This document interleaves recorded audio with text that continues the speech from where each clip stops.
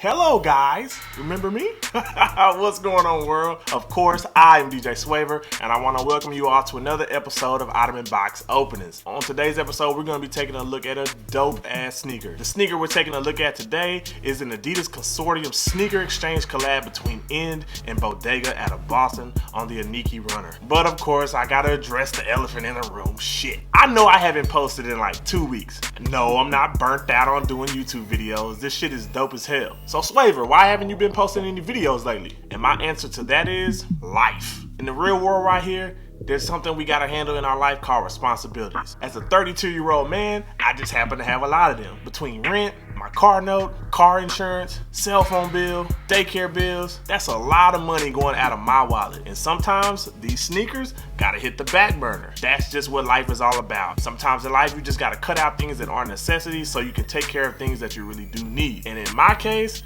most of the time those sacrifices come in the form of size 13 sneakers. I'm not rich, I don't have a huge sponsorship from these sneaker companies, I don't get gifted sneakers. So to pay for these sneakers right here, that money comes out of my pocket. Sometimes I don't have the money for those sneakers. It's not that I don't want to make YouTube videos for y'all. I want to be able to present dope sneakers to y'all, not just some random sneakers I found at the back of my closet or some bullshit I went to the mall to pick up just so I can get some views. I don't give a fuck about the money. I do this because I love it and I know y'all like seeing this shit too. So thank y'all for being patient, waiting this couple of weeks, because you already knew when I came back I was gonna come with that fire. And that's exactly what these sneakers are. Fire as fuck. I know y'all didn't come to this video to hear me speak that wisdom and to tell y'all about life's responsibilities. Y'all came here to see some dope ass shoes. So without further ado, let's get to it.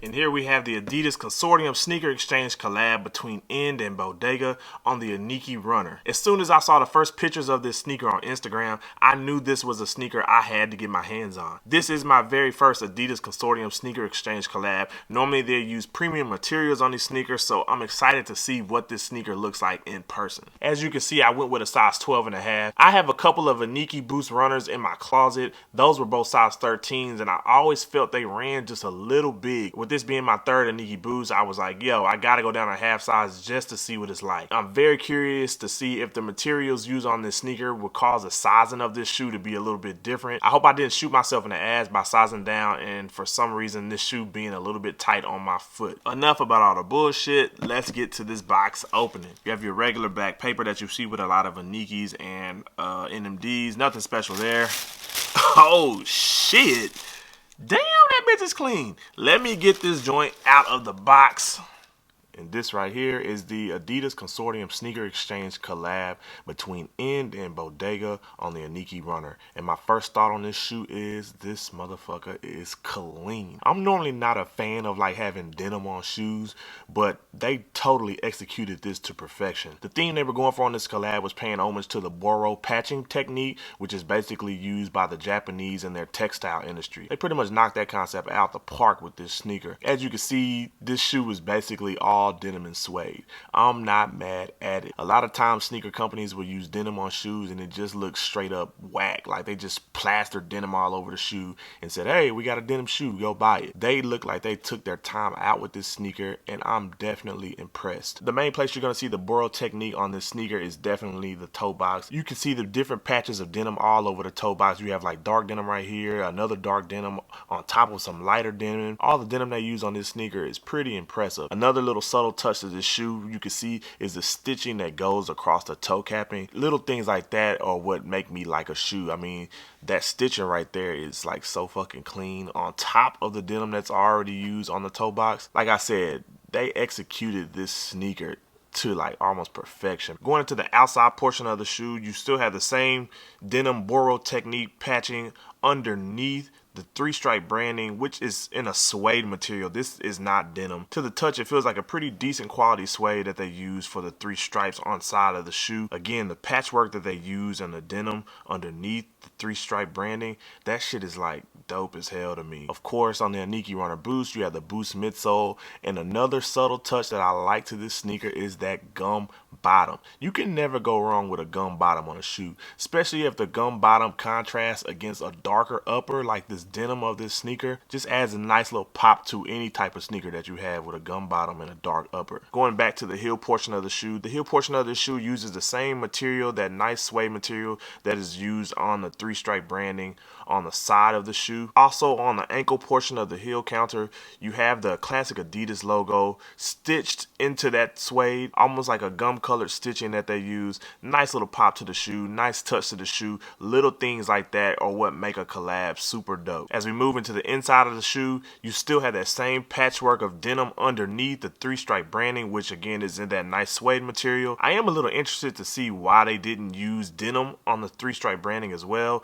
Maybe they just wanted to add a little flair to it by using a nice suede. I'm not mad at it. The shoe still comes out dope as fuck. Going back into the toe box, that burrow technique, that patchwork of denim, I'm just like super impressed with that, man. I don't know why, but this like stitching across the toe cap is like super fire to me, man. It just makes this shoe look almost like kind of high class, if that makes sense. Whoever came up with that patchwork on the toe box, I don't know if it was in Bodega or people at Adidas. Hey, much props to y'all, man, because this is in a Iniki Runner. I feel like that will go down as one of the best yet. I also want to mention that on the inside of the shoe, the lining isn't your typical cloth or cotton lining that you have on most shoes, especially the Iniki Runners. This lining is a premium tan leather. I hate leather insides. They tend to rub against my ankles. Sometimes they make my ankles ashy, but for a collab, I'm not shocked that they went with the leather inside. It adds a more upscale touch to the sneaker to let you know, like, hey, this isn't a regular shoe. This is an Adidas Consortium collab. The sneaker only came with one pair of laces, which to me is kind of disappointing considering this is an Adidas Consortium release. I mean, I'm paying all this extra money for premium materials. The least you could do is throw in another pair of laces. These blue laces pretty much match all the denim that come on the sneaker. They're in like a wax form. They're not cotton laces and they're not leather. And they have like a shine to it. So I'm definitely going to assume these are like wax laces. Like I said, Adidas could have threw in a couple more pair of laces, but I'm not mad at the selection that they went with. As with most Adidas Consortium releases, you have the hole punches in the tongue. Since this is a sneaker exchange collab, both boutiques that participated in this collab have their branding on top of the tongues. You have Bodega, which is in Boston on one tongue, and In, which is in London on another tongue. Like I said before, if I have a sneaker and it's a collab, I want to see the boutique's branding that did the collab all over that damn shoe. Even though their branding isn't all over the shoe, they have it on a part of the shoe where you have to notice it. Everybody looks at the tongue on the shoe, so the first thing they're going to have to see are these boutiques branding. The left shoe completely mirrors the right shoe, so I'm not going to repeat myself and sound too redundant. The upper is comprised of mostly denim, which shows the burrow patching techniques that is used in the Japanese textile industry. You have the Adidas 3-stripe branding and suede on top of that patchwork. On the inside of the shoe, again, you have that burrow patching technique all over the upper with the 3-stripe branding sitting on top of all the denim. The boost midsole with that dope ass gum bottom. Let me know how y'all feel about this sneaker down in the comment section. Are you liking this sneaker? Are you not liking it? Did you get yourself a pair? Did you strike out on a pair? Me personally, I think this sneaker is dope as fuck. The craftsmanship that I see on this sneaker is something that I haven't seen in a long time on an Adidas sneaker. On a scale of 1 to 10, I'm giving this sneaker an easy 8. This is by far the best Iniki Runner that I've seen, and I'm definitely putting it up there as one of the top Adidas Consortium collabs that I've seen in a long time. Whoever came up with this concept, kudos to y'all, man, because y'all did y'all's thing on this shoe. A lot of people aren't fans of denim-based sneakers, and I must admit, I'm one of those people. But this sneaker, I don't know, man, from the stitching on the toe capping to the burrow technique, which is the patchwork on this shoe, I'm all in on this shoe, bro. They did their thing, and I cannot wait to rock these joints on my feet. The worldwide release of this shoe was yesterday, and I'm seeing on a lot of sites that a lot of sizes are still sitting. I don't know, I guess a lot of people aren't feeling this shoe. But after seeing this video, I hope that your mind is somewhat changed. I don't know why it's sitting on websites, but hey, man, their loss, my win. Being that this shoe is still sitting on websites and isn't selling out in the US, there is no resale market for this shoe. You can get this shoe for retail right now, and I'm pretty sure in the next week or so, below retail. I don't know if the Iniki Runner wave is dying down or just people aren't fan of denim shoes, but I would not pay anything above retail for this sneaker. Just giving you a heads up so you don't get got out there on the resale market. If you haven't already, smash that thumbs up, smash that like button for me, and if you haven't already, definitely subscribe. And when you subscribe, be sure to hit that little bell button next to the subscribe button so when I post something on YouTube, you get it first. Again, man, I apologize for not posting in a long time. This thing called life sometimes hits you upside the head, and you gotta handle that shit like a man. Stay tuned to this channel as I will be posting more videos of dope sneaker reviews coming in the near future. I promise you. I will do my best not to leave my YouTube fam hanging for a week or two again. Once again, I am DJ Swavor. This is another episode of Ottoman Box Openings, and until next time, peace.